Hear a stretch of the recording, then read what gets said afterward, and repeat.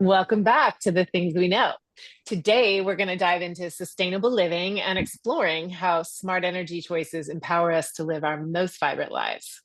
I am super excited to introduce our guest, Maria Dowd from Dowd Solar Group. Maria and I actually met on Zoom, much like this, in a networking group, probably about 6 or 7 months ago? Is that about right? I As of this think recording? so. Yeah, I Yeah. think so at this point. Yeah. Yeah. As of the recording, it'll be a little bit longer by the time this comes out. But right out of the gate, I just thought you were a badass. And I'm just so happy that you said yes to being on the pod. You have a remarkable journey. You've produced women's empowering events, pioneering in solar energy.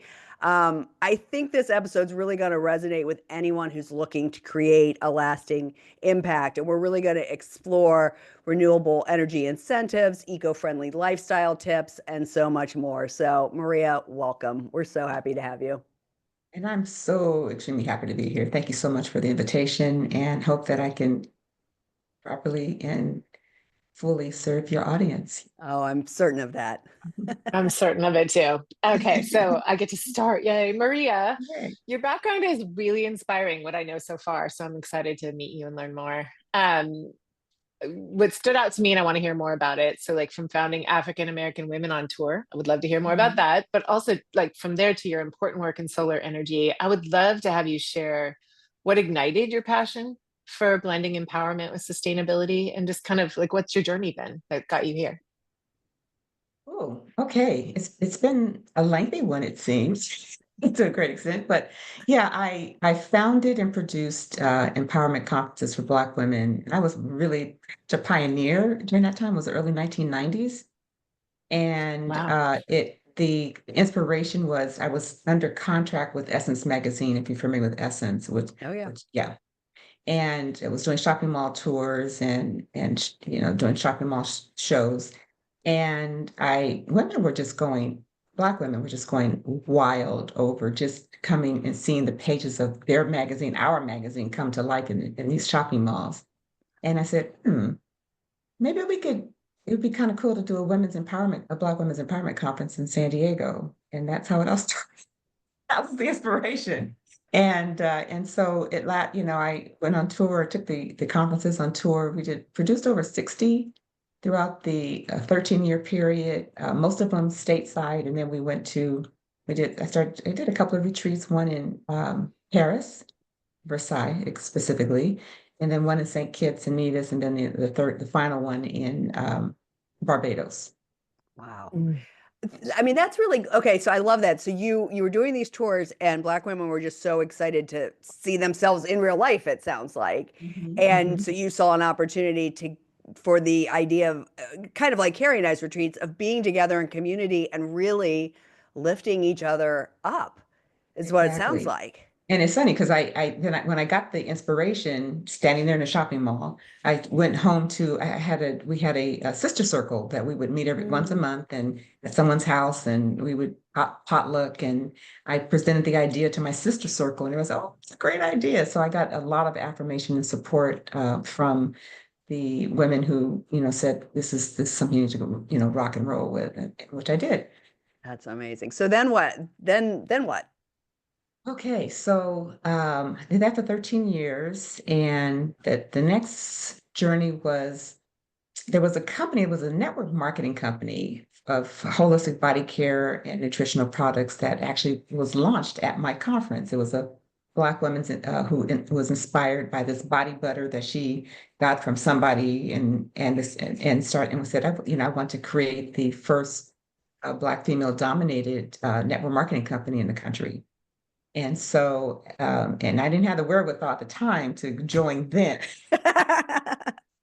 but I did maybe 3 or 4 years later, I started my own network. Well, started with the company was called Warm Spirit, and Mm. did that for like 7 years and grew a team of holistic, self-care, wellness representatives of over 1,000 throughout the country. Wow. And so that lasted until the company lasted. There was a corporate divorce. Mm, And after, a really good run, but the products were exceptional. And so that was my next step. And so I ended up rising to be one of the leaders in that arena.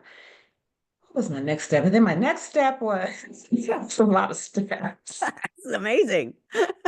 So the next step was there was an opening for a professional hair care products distributorship in San Diego.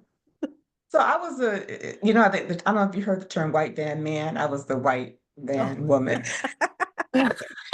slinging shampoos and conditioners from the back of my to salons, cosmetology schools, doing classes on, teaching about natural hair and textured hair care, and really educating, because there was a lot of education that was needed in the cosmetology schools because there's a lot of misinformation about our hair. I And bet. so that went on for about 6 years. And then there was a personal divorce. And so that led me to make the transition from San Diego, that was my hometown, to Los Angeles to be closer and with my mom, who's now 91, and Hmm. she's on a cruise right now, like her Amazing. 20th Wow. cruise of her lifetime. Wow. And so we moved up here to be closer to my daughters. At the time, I had one grandson, and now I have two grandchildren and one more on the way, which is really cool.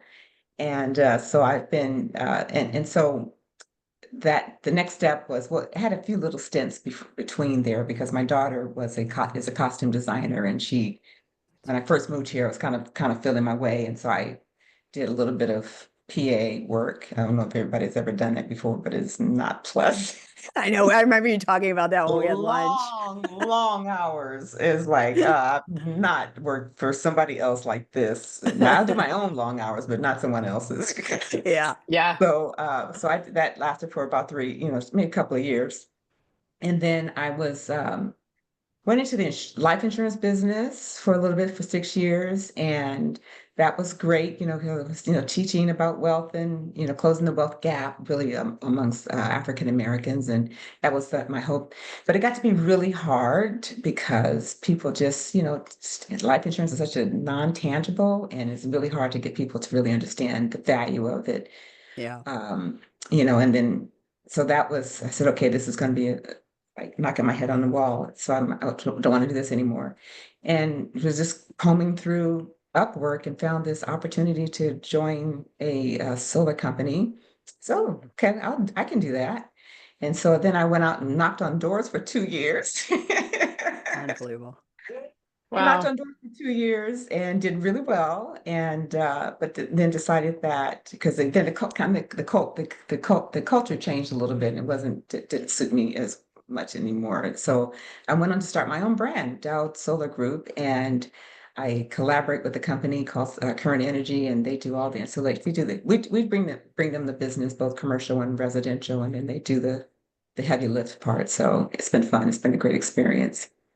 So, to sum Wow. up, I was correct when I met you the first time on WRS, and you are a badass. Oh my Oh, God, so many reinventions and so amazing. I mean, you really impacted countless lives in so many different ways. That's so cool. you. Thanks Yes. for acknowledging that. I appreciate that. Oh my gosh. I mean, so before we start really digging into all this, if you could wave a magic wand and say what you want our listeners to walk away with today, what would that be? Would say the big message, I really, well, as my daughter started having more babies, I really became even more conscious about the environment, Yeah. and what, Mhm. just really what our obligation is to them, to our children and our children's children. And I think that we get so caught up in the commercialism and all the razzmatazz and everything, that we I don't think we even lost sight. We just don't even aren't even aware of the kind of impact Mm, that our essentially overconsumption is where it boils down to, and how it's impacting not just the stateside in the United States, but just literally around the world. And so I just wanted to add a little something to build some awareness and just some thoughtfulness and mindfulness around that. and hopefully it can inspire some at least some baby step changes, if not major. Yeah. I love it. Wow. I'm really grateful to that. In my family, of course, like my kids' grandparents are way older than your grandchildren's grandmother. But there is this feeling that like they don't they don't have they don't realize the impact of, certain practices have had on their generation and their future generations, right? So it's really cool when a grandmother is talking about this. It's incredibly Yeah. important. Yeah. Thank you. Yeah. Okay. So many places I want to go with this. This is great. I want to talk about the real world impact. How have Mhm. you seen in your time in this work, like how have you seen sustainable practices, particularly solar energy, transform communities and families?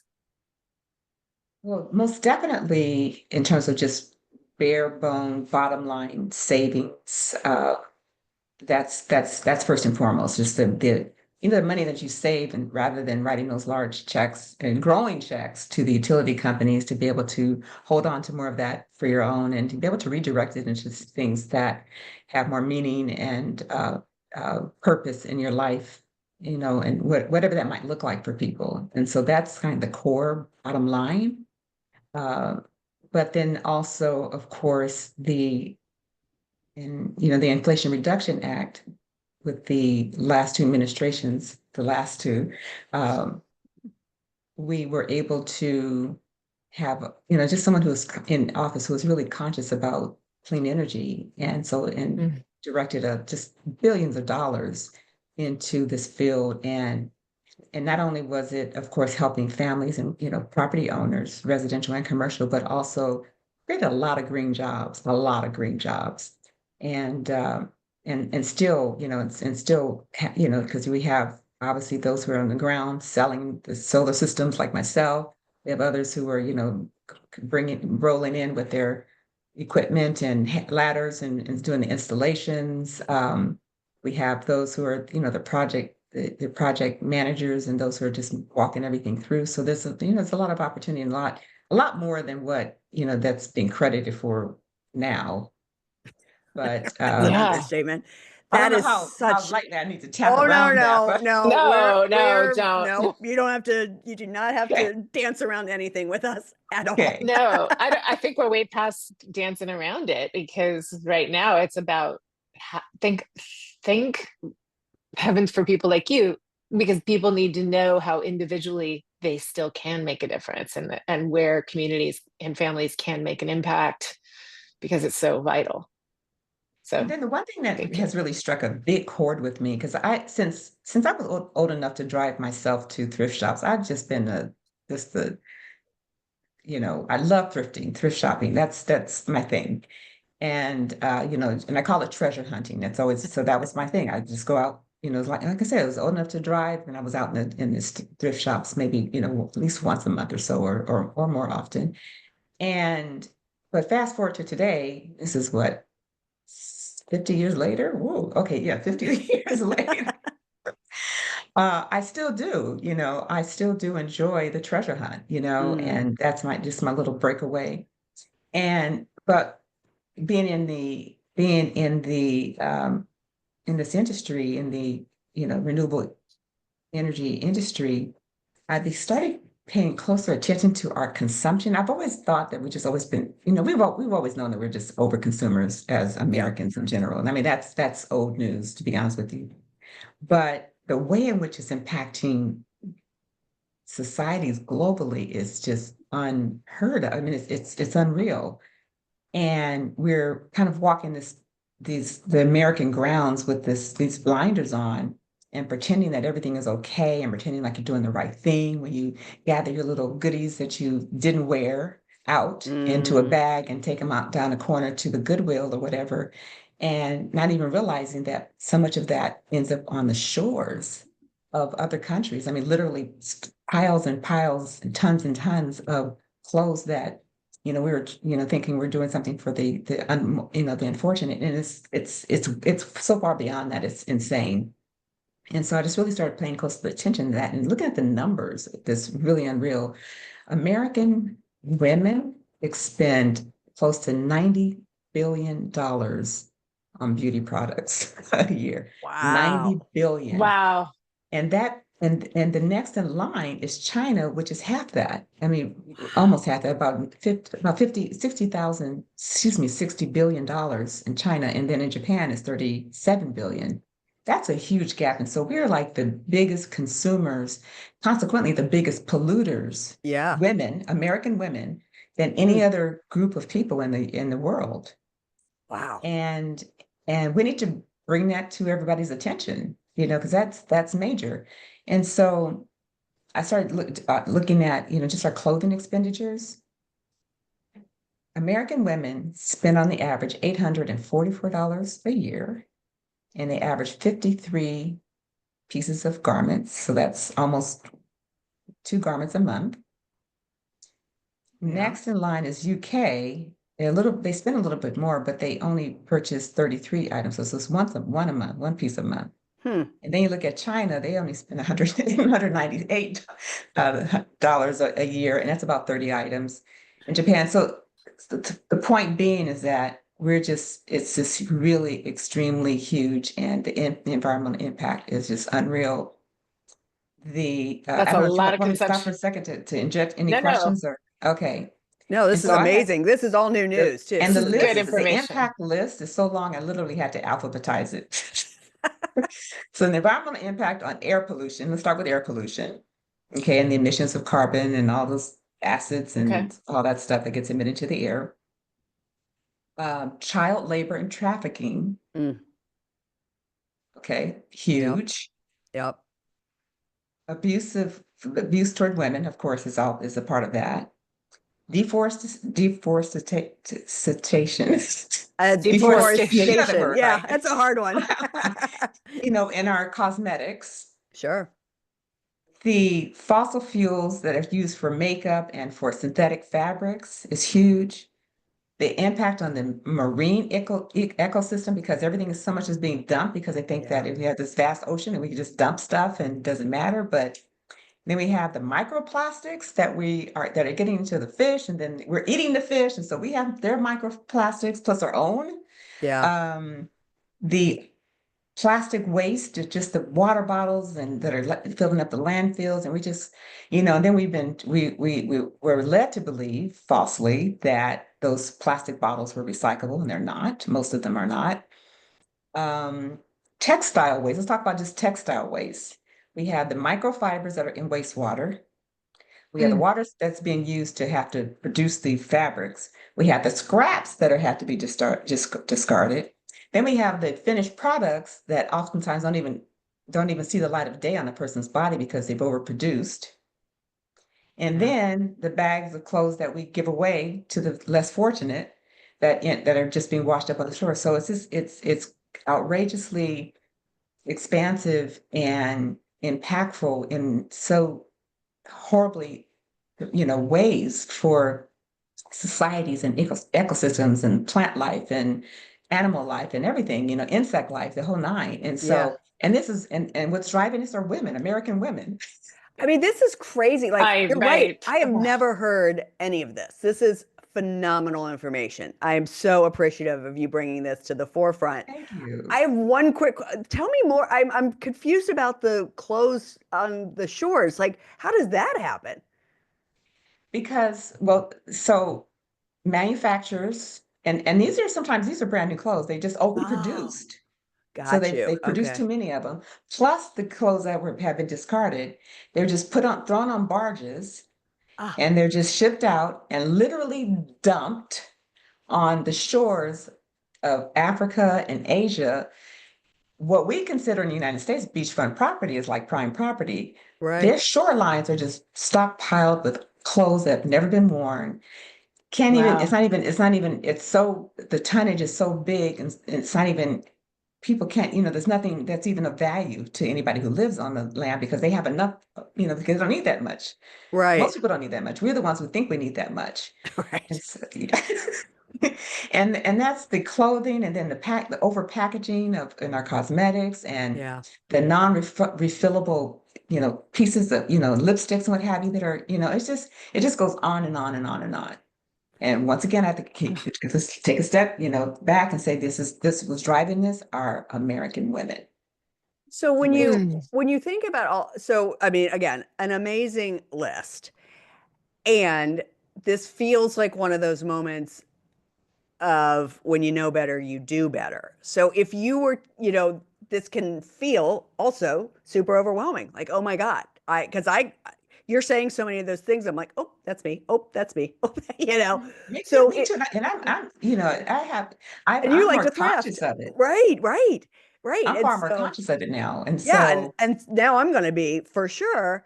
What would be a small step you would suggest to our listeners in terms of making an impact? It doesn't have to be this I'm never buying clothes again impact, but just like what's something small someone could do?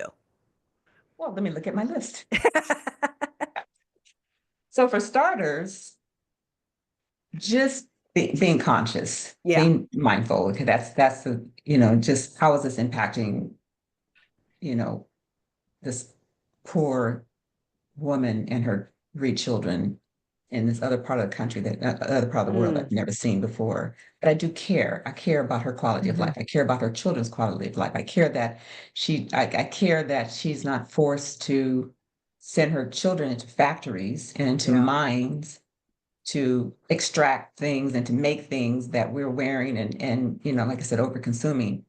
So the mindfulness is just like everything, just to be aware and to share that mindfulness with other people. And then just refuse to stop. Stop Yeah. getting Yeah. excited about Black Friday. Stop getting excited, Yeah. about except for this coming Friday, we're not buying anything, but Right, right. that's a different conversation. Yeah. I wonder, not to like get stop on the, although this is very, I think this is a really important topic, so we could go deeper on this, but I like how you referred to it as like eco-chic style, right? Like be thoughtful, and maybe it's a way to think about a sustainable style. But I wonder how much, I mean, obviously it makes sense how much this whole world of posting and being online so much has affected it. Because I remember my niece, I don't think she listens to this, but and she is working in sustainable in the world of sustainability now. But I remember she used to the worst thing would be photographed more than once in the same outfit. And so, since she couldn't exactly afford and didn't like the idea of buying that many clothes, she got into Rent the Runway, or, like where you put Mhm. that. I mean, maybe the carbon footprint of that really doesn't make it any better, right? To have things mailed to you and send it back. I raised my kids in Portland. Everybody thrifts here. They look like it. Look, I would say on the East Coast, thrifting looks a lot different than it does on the West Coast. I've noticed that. But so my kids have been that reflection to me. Like where I grew up was like I grew up, you get you new clothes every new school year. I've never done that once with my kids. It has always been hand-me-downs and thrifting, always. yeah. So it's never even been a big budget item for us. And I think my kids, who are, pretty sustainable Yeah. minded, I would say they would admit it's been more about budget and just about a And make big, that like, okay, and make that yeah, okay. I mean, there's like a yeah, whole movement around make it okay to wear the same thing 2 days in a row, right. or the same thing in the same week, and so I'm well beyond that. I'll wear the same pair of pants, 3 days before I wash them because I'm also conscious about the size loads that I have, Yeah. and Same, make sure that it's a same. full load as opposed to something else, and Yep. so I'm these always little like, things. it's still clean. I'm putting it back on. Yeah. Me too. Change underwear, but that's Yeah, Yeah, yeah, yeah. exactly. Little Yeah, smell test. And it's yeah. like, yeah. you know, and That's fine. so that's one thing. And then so just stop. And then also be conscious about who you're voting into office. Yeah, Yes. yeah, just be conscious about who you're voting into office and what they stand for. So that's big. Letting your I, voice be heard. Go I ahead. want to because I want to go back and emphasize or amplify what you said about not only the Inflation Reduction Act, but you didn't use the phrase New Green Deal, but I feel like both of those things, again, we have not heard enough in mainstream media about the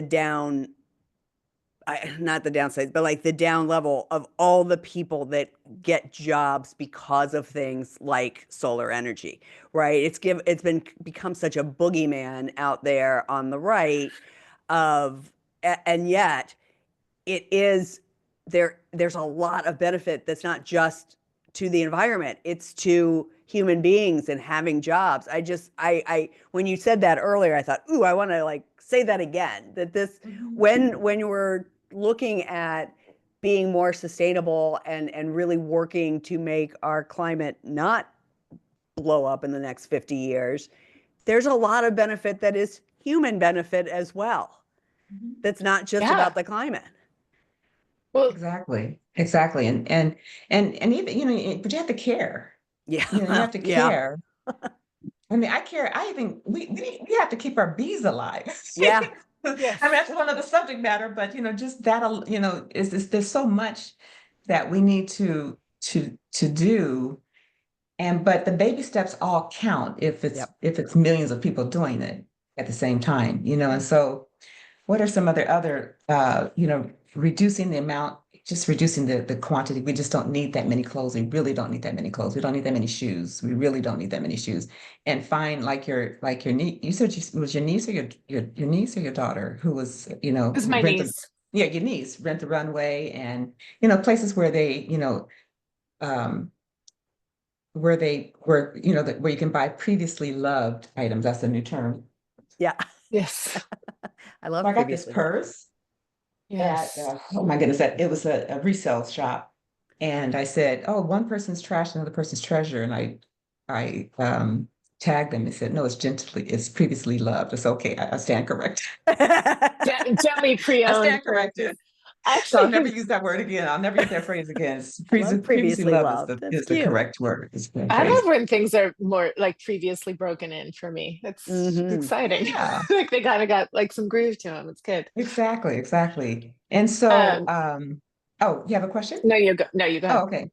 Yeah, and so the other thing is, of course, recycling, being active recycling. There are places now that are popping up all over the country that do more than just because right here in California, we have our blue bin that we throw the recyclables in. But the reality is most of it's not even recycled. The reality is it's more like, of the things that we throw in the blue bin, maybe 5-10% of it, which is really sad, and Yeah. so, but there are companies that are cropping up. One's called Ridwell here in LA, where you can, I mean, they really do deep recycling. You have your bags and you sort things out and everything. You have to pay a little extra for it, of course, but it beats, just throwing things I think you're doing the right thing by throwing it into the blue bin and it's still landing up in the landfill, Yeah. which is really a sad reality. So, and he said, so you have to, seek out places within your hometown that do that kind of deep level recycling. And like I said, Ridwell is one company here in Los Angeles, and I haven't started using them yet because I don't have that much, don't have that much, but I don't know if they do. I think they probably still do residential. You'd have to get, I live in an apartment building, is what I'm trying We to have say. one So, on our front porch. We have one on our front porch. oh, Yeah. okay. Yeah. Yeah. And so, so that's right. And then of course, choosing to use reusables, we have to Mm-hmm. carry that water bottle with us and drink out. There you go. And use it and reuse it. That's important. Those little things are really important. Stop buying bottled water. If you can just stop buying bottled water, that would work wonders as well, because that, for the most part, none of those plastics are recyclable. None of it. That's Yeah. crazy. I did not know that. Yeah. How do we reduce water usage? Turn the faucets off. Take It's a good start. some of the basic things, take shorter showers and that sort of thing. But also, if I make a smoothie, for example, and it's always the stuff that's left over in your cup, Yeah. fill it up with water and go water your plants with it. They love that. Mm. It already has a few little nutrients Yeah. baked into it. So instead of pouring it down the drain. So Right. those little things like that make a huge difference. And Oh, also doable. Like everything you it said is. there is so doable. So Yeah. easy to, And thank actually you for the list. more necessary than ever because we got plastic straws coming back and probably plastic bags before we know it. And I feel like we were just making a dent in that direction. So every little thing people can do right now is more vital than ever. Yeah. You have a lot of, probably even way more that hopefully we can share in other ways when, like the week we drop this pod. But I mean, in addition from eco-chic living, this, like, I want you to talk a little bit more too about something you mentioned, or at least that I read when we were communicating before this pod, was digital detox, sustainable adventures. I wanted to hear a little bit more about that as well, and other things you're passionate about. Yeah. So the detox, the digital detox is really just turning the phone off. It's really very simple. Mm. Just turning your phone off, staying off, stop scrolling. And I'm the worst. I mean, I'm the first to admit that I'm laying in bed. So, oh, okay, I can't sleep. Let me grab my phone, rather than maybe hitting the floor and doing some sit-ups or something instead. Instead, so that, to tire myself out more or something. But our brains are being rewired, which is really, and especially our kids' brains are being rewired. And this is very, very real. And this is neuroscientists are saying this. But nobody's really talking about it because they want the kids on the iPads and on the phones. And my grandson has all three. He has an Apple Watch, he has a phone, he has two or three iPads, he has a whole, he's all, it's a bit much, but I don't contribute that. I said, you said I don't buy you gifts. He said, yeah, I have noticed that before. I said, because instead I've chosen to have, buy a whole life insurance policy for you. So you have that, be able to borrow against it and pull cash out of it if you need to. And so that's where I've chosen to, instead of buying this junk that you play with and don't play with. And like I said, it's really impacting, I guess the good news is that hopefully parents are, because it's kind of hard to wait. You gotta lay down the law. You gotta lay it down hard and be consistent about it. And I think there's a lack of consistency sometimes with parents in the modern day, Yeah. and not holding their ground on certain things. And it is what it is. But also balancing that with getting kids outside and breathing and playing and on sports team and building camaraderie and good sportsmanship and those kinds of things, girls and boys. Yeah. I think it's really It, important. sort of old And school, but it's how we grew yeah, up, and and then I and mean, then the other part is, and then part of the digital pushback is just keeping your devices longer. yeah. Hold on to them. You don't have to totally. have the latest. Everybody's looking at how many circles you have on the back of your phones. I have just the two circles. People who are in the in crowd have like 15 circles on the back of the phones. Like, so what? Photos a photo. It's going to take a photo when you're going to share it, or you're going to do nothing with it. You just stockpile them on your phone and whatever. And That's so and I'm no better a photographer. It's really the user, not the not the number of circles. So that's That's so funny. funny. exactly. Right. Uh, Exactly. and sustainable adventure. Say more about that. I know people are starting to think about travel for this spring and the summer, and so I'm Yeah. And so curious. there are those who are in the travel industry who are actually specifically doing that kind of work now. I did one, it wasn't like intentionally environmentally, crazy, not crazy, that's not the word, environmentally conscious, but it was a really good feel good trip. We went to Belize and there were about maybe seven of us. And we went to the women's prison and did some, work with the women in the prison. We went to kind of a Girl Scout troop and did some little dream boxes with them. We did a little river raft and landed in this compound, which is like a little hotel place. And all the buildings were 100% recycled materials. Wow. That's And they cool. had we went there and had massages and body scrubs and what have you, and everything you could look at the wall and see the bottoms of the glass bottles of soda, for example, and it was just pretty amazing. So there's just more of that, and so rather than just going just for the fun, but maybe there's some kind of community effort that might be folded in that it's just leaving one little nugget of do good, do well. Mm, You And know, we talked earlier, you went through your journey, and yet it sounds to me like, I mean, I want to move into the solar energy part because that's what you're doing now. yeah, But this feels like this has sort of been you your entire life. Like it almost feels as coaches, we often would talk to, especially when Kari and I were working at the Health Coach Institute and we were coaching students who maybe this was their second career or their third career. And oftentimes the pushback for them or their limiting belief was, well, who's going to want to coach with me? I used to be a nurse or I used to be a this and this feels like such a change. And we could almost always show our student or our client how their entire journey led to this. And that's what I'm exactly. hearing with you, right? Yes, you've had all these amazing things you've done. And yet, since you've been able to drive, you have been going to thrift stores. So it feels like it was inevitable that you would end up in this Yeah, place, right? Like yeah. have you ever thought that? no, Oh, well, that's what a no, coach I does. We haven't. pick that Enjoy stuff some up. coaching. Yeah, exactly. And it's so, no, I haven't. Because It's so this funny. feels like this has been important to you your entire life in some way, shape, or form. I, yeah, I didn't connect the dots. Not that. I guess maybe I did, and just I'm not. Maybe I'm not acknowledging Also, that I something our connected the students dots. and But clients don't do. So, yeah, I mean, it's pretty normal. So, okay, back a so little, let's use a little coaching around there. yeah, exactly. Well, I know a couple women that could help. So let's talk about solar energy and how it is driving, because I also know, obviously, from your experience with your women empowerment for all those years in the 90s, community is huge for you. So can we talk a little bit about how solar energy is driving community transformation? What trends are you noticing? How do you see this evolving?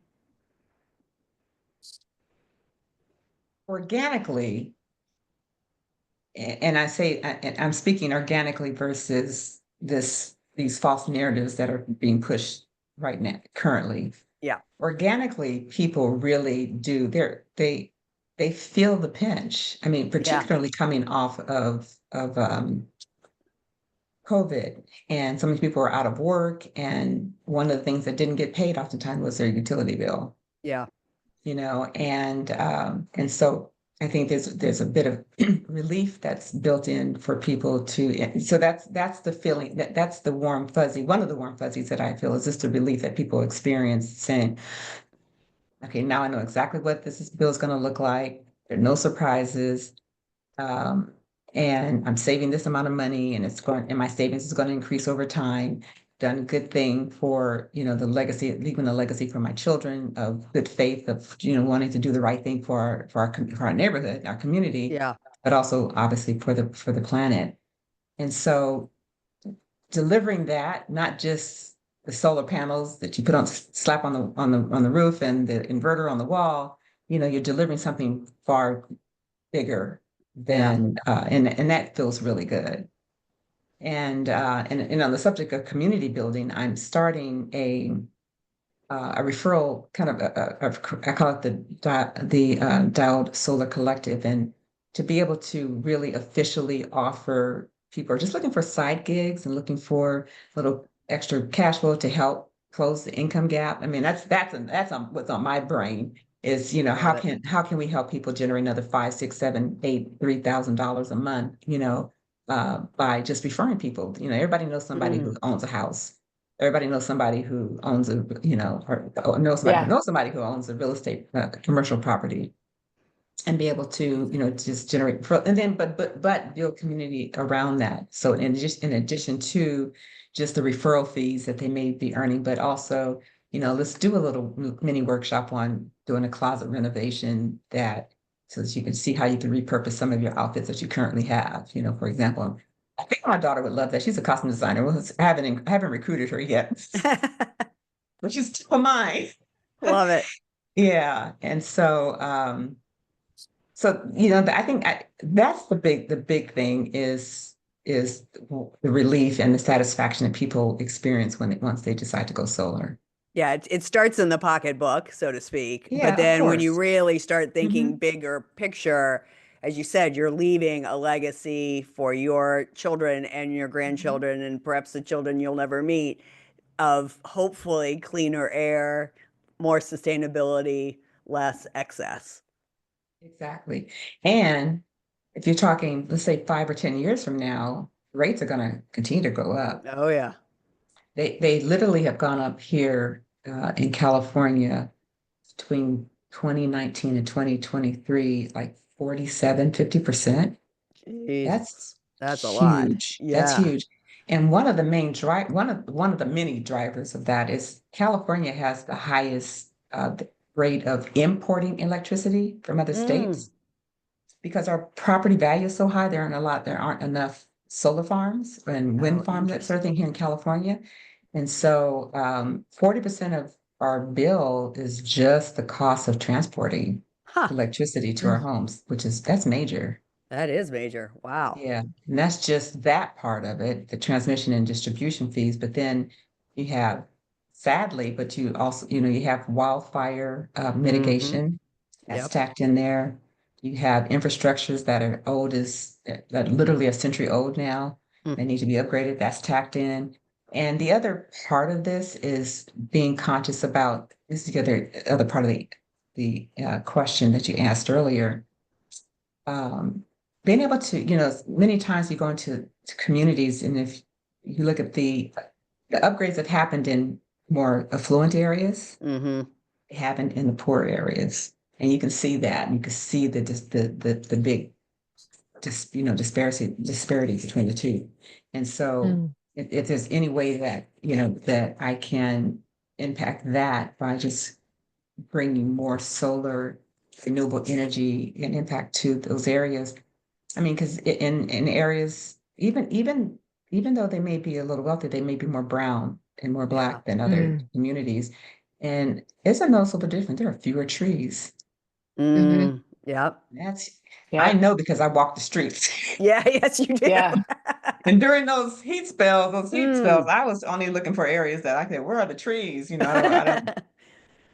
Lack of Wow. So trees yeah. is such a, yeah, stark reminder. Hmm. What do you think is the biggest myth about renewable energy that you would like to bust? Good question. The biggest myth, and this is the misconception, is that you have to have 20, 30, 40, $50,000 in order to go solar. Mm. Mm, That was day before yesterday. That's not today. I don't know what's going to that's happen good to know. tomorrow, but today we have options. You don't have to purchase or finance. You can also lease or do a public, what they call why is my brain? a PPA, and which is also, it's basically it's a lease, and so you don't have to put any money up front, and so the installer gets the incentives and the rebates and what have you, and so a family is able to go solar without having any upfront money, without a loan, without a lien, without any impact on their property taxes. Power purchase agreement. I don't know why my brain went. The PPA is power purchase agreement, and and so the biggest myth is that people don't even they want to immediately shut down because they think that they're going to go into have to enter into a loan, debt, big purchase, and that is definitely not. Most of my customers go the lease slash power purchase agreement route, Hmm. and Mm, that's basically leasing for 25 years. They get 25 years of, very substantial warranties. They don't own the equipment, so if anything breaks down, it's going to be replaced or fixed by the company, and they get the benefit. They get all the benefits without the risk. That's amazing. yeah. Yeah, I'm yeah. listening to this is, I feel like it's so important, hopefully that a lot of people hear this and listen to you and hear what you have to offer and teach, because you aren't now just appealing to people who want, who have this conscientiousness that you have for future generations. There is a lot of people out there that are just so afraid that the grid's going to go down. So like you can reach more audiences, sadly, because of like all the information and misinformation out there. Either way, people need to, be more reliant on sustainable energy, for a lot of different reasons. So I think this Exactly. is just so important. Yes, absolutely. Love it. You've given so many good tips today. So I guess I want to just say, if you could give three that people could do almost immediately, what would you say? What are your top three? Okay. Well, oh, myself first. Yes, please. So set up an appointment to get a free consultation and get a quote and see what that looks like. So just come with an open mind, open heart, and just see what's possible if it makes sense for you. Because Yeah. the one thing I'm gonna do is I'm gonna tell you if it makes sense or not makes sense. And I Um, want to just for the record, I want to say I mhm, saw that in action because we were on a meeting, in a networking mhm, meeting, and Sherry Turner asked about, she was thinking about getting some solar panels. And she said, but my granddaughters have moved out now. And you stopped and said, you know what? It might not make as much sense because she needed some additional ones because she had, her family was living with her at the time. And you stopped mhm. or was like, you know what? It might not be necessary anymore. So I saw that in action. You are definitely a straight shooter. The conversations you have with clients, you're going to tell them whether it works or it doesn't work. And that is, I just really want to reinforce that. That's the Well, kind I of person appreciate you that need because in your that's life. big. It's I mean, huge. I just got a call from a customer, and my customers will continue to call me. I continue to serve them, even though I'm no longer with the company I was with. I continue to support them in any way they need to. And I got a Sure. call, and if somebody, saying some things that were very deceptive practices, Mm. and I just broke it down to them. I said, "It's bullshit, what they're telling Yeah. you, basically." And this is what you need to do, and and ask him for his HIS, his home improvement. What does it call? HIS, home improvement salesperson. Yeah, that's what it is. Mm. HIS. Ask him for his license number, and that will shake him up. You won't probably will never see him again. Yeah. Yeah, but yeah. So so that's the other part of this. The other and the rest of the other part of the questions you're asking is that there's just so many people that are out there just selling, just trying to make that fast, down and dirty money, and not Yeah. really paying attention to the needs and caring about the needs of the homeowner.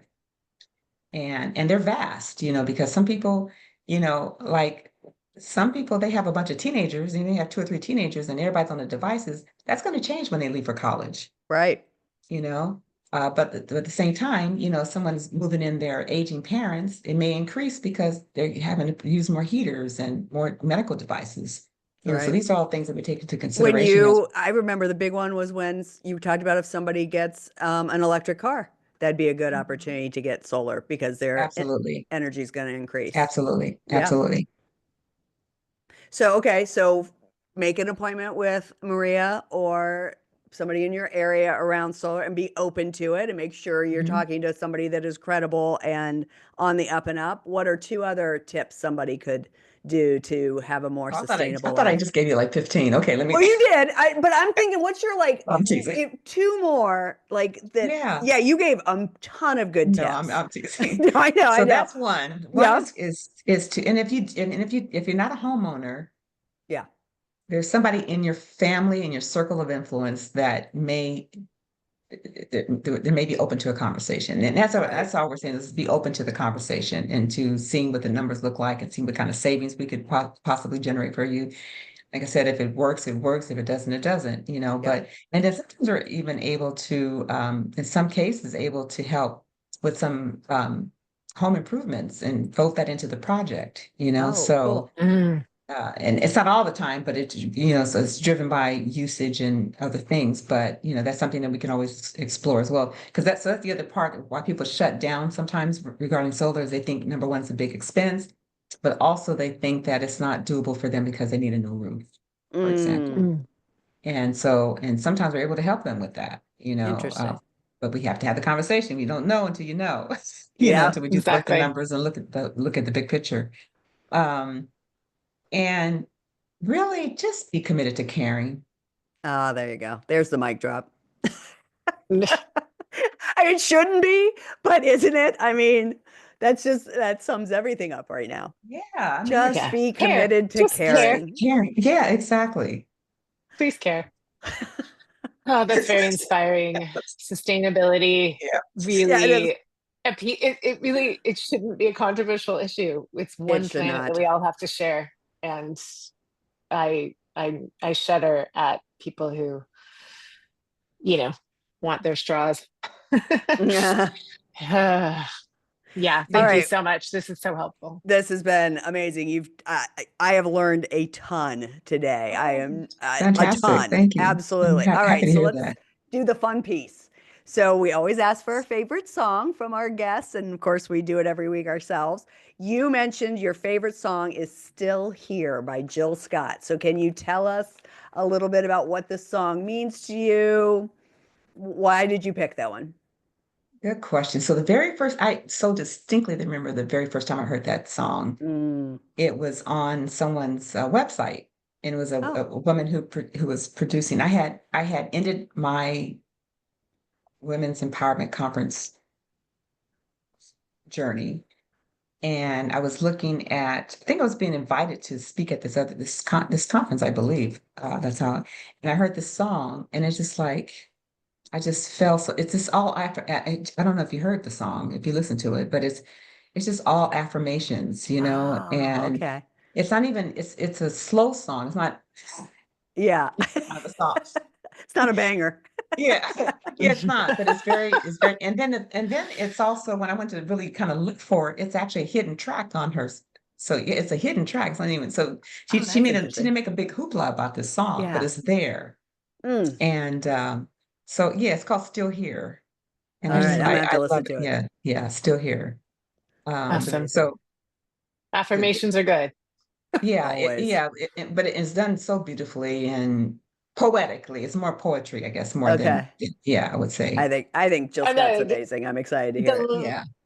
the link between sustainability for the planet and it starts with like really sustainability of yourself, like really truly healing, and like when you take better care of yourself, you have such a Exactly. much easier time caring about Yeah, and Mm. that others. means, shopping more locally, Yep. the farmers markets and the small little shops and the pop-ups, and I do it sometimes. I do a little volunteer work at a community garden. I wake up and get in the Wow. garden on a Sunday morning at 7 o'clock and harvest zucchini, Love really it. big zucchini. Um, but those kinds of things, Yeah, just fill your heart with they do. and with appreciation for nature Mm. and her her ability to produce the way she does, Mm. despite sometimes the stuff that we bring forth. And Yeah. that is so Yeah, uplifting. That's so uplifting. It's been such a pleasure getting to know you, and I want to know more. So, for me and for everyone listening, what's the easiest way to connect with you and your work with Dowd Solar Group? I would say go to my website would be the best way and fill out the form. It's Dowd, Dowd, solargroup.com. And so that would be the kind of the fastest. And then I'm happy to give my telephone number,